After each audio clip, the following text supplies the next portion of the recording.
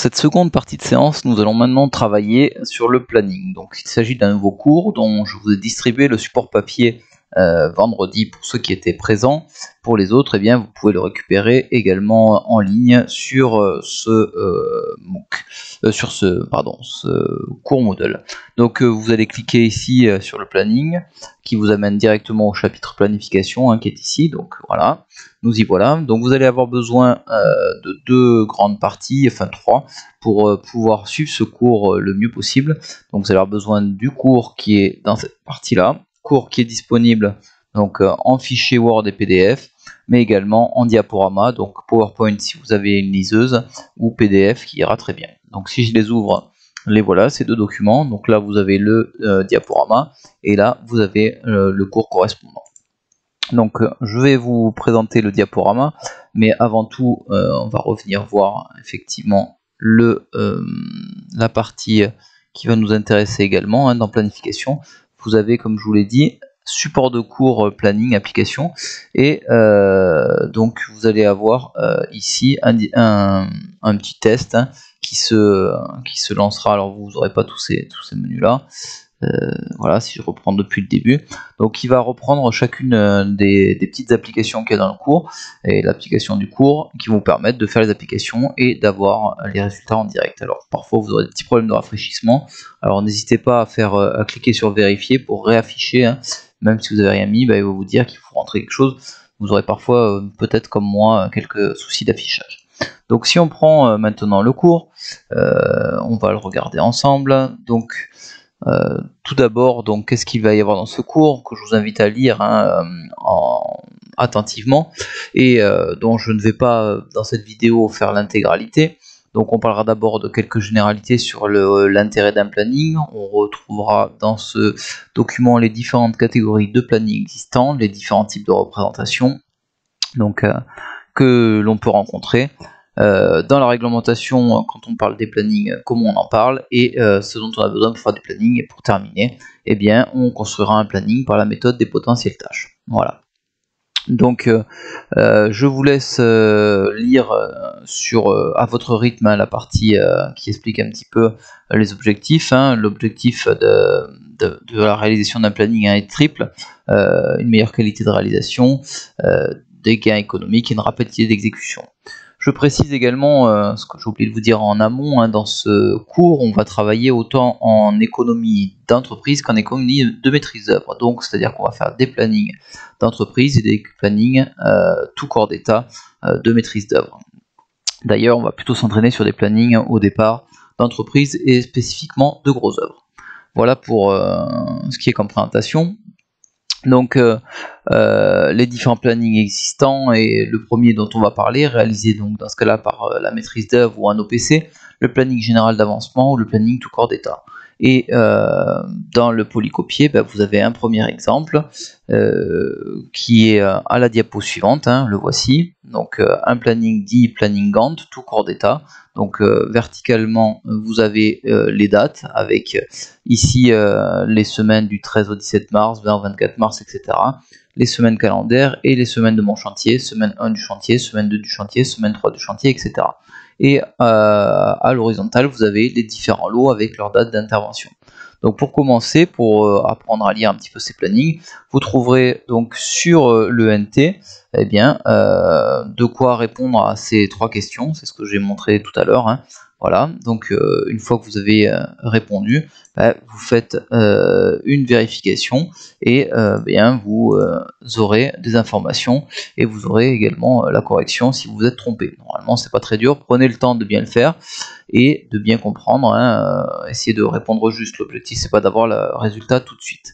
Voilà, la note qui découlera de ce test n'est qu'à titre indicatif et ne sera pas comptabilisée.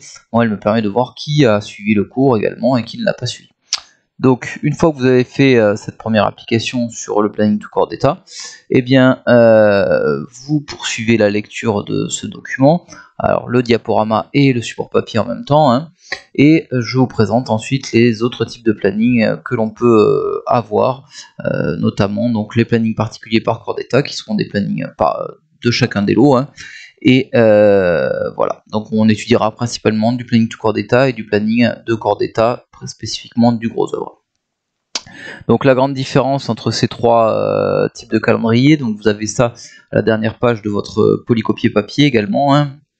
Donc on retrouve les trois grands types, on fera une synthèse sur le planning la prochaine fois que nous reverrons, mais voilà un petit peu les trois grands types. Planning général tout corps d'état, aussi appelé planning enveloppe, qui est réalisé en amont dans la conception pour pouvoir voir un petit peu quand interviennent chacune des entreprises.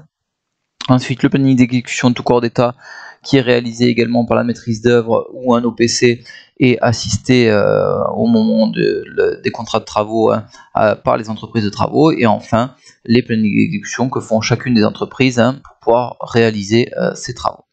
Donc vous regarderez bien en détail également cette vidéo. Je vous invite d'ailleurs à faire des pauses si je suis un peu rapide pour avoir le temps de lire et d'écouter cette vidéo.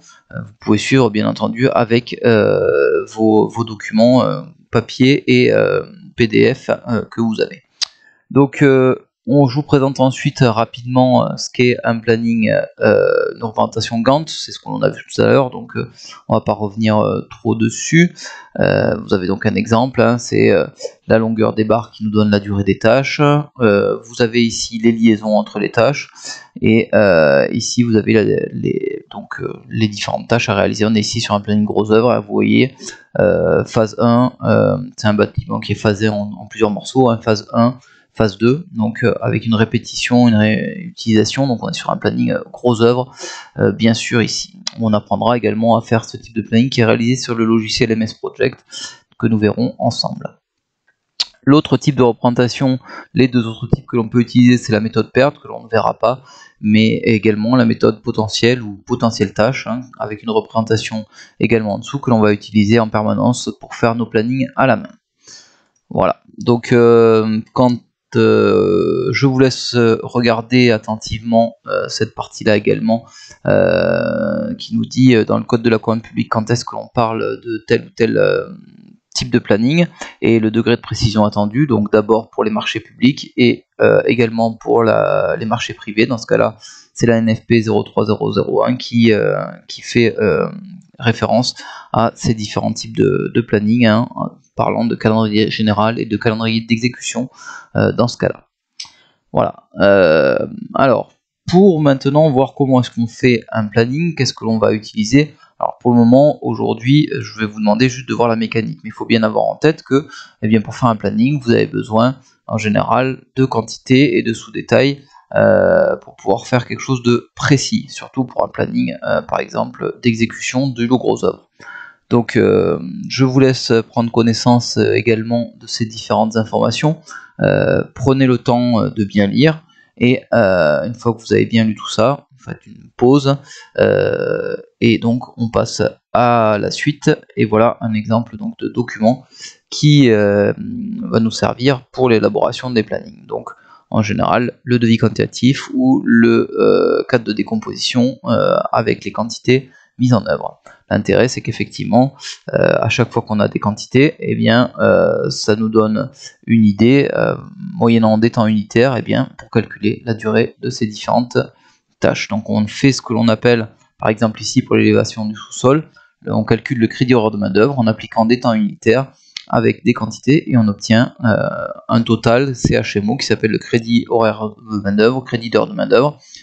Pour notre tâche élévation, on aura besoin de 795 heures. Ces 795 heures, plusieurs manières de les faire. Soit on décide avec 8 personnes en travaillant 8 heures par jour, notre tâche durera 12 jours et demi. Soit on prend 10 personnes, elle ne durera plus que 10 jours. Soit on peut également faire appel à des heures supplémentaires, et avec de nouveau 8 personnes, on aura 10 jours également. Donc nous, on ne parlera pas d'heures supplémentaires, on fera des calculs, d'ailleurs non pas sur une base de 8 heures, mais sur une base de 7 heures. C'est ce que vous allez avoir à faire dans l'application suivante. Donc dans cette application que vous allez faire sur le NT, on vous demande pour 3 cas justement de travailler un petit peu sur ces temps unitaires, durée, effectif, donc avec 3 cas à étudier. Donc je vous invite à le faire, hein. En classe on va bien prendre 30 minutes à le faire précisément, donc faites les calculs, réfléchissez bien, et ensuite vous pouvez aller le faire et le vérifier sur le NT. C'est pareil que précédemment, ça ne sert à rien de se précipiter et de regarder directement les résultats, hein, l'important étant de bien chercher. Voilà, donc je vous laisse faire cette application et rendez-vous dans la 4e et dernière vidéo, hein, pour terminer ce cours sur le planning et commencer la première application.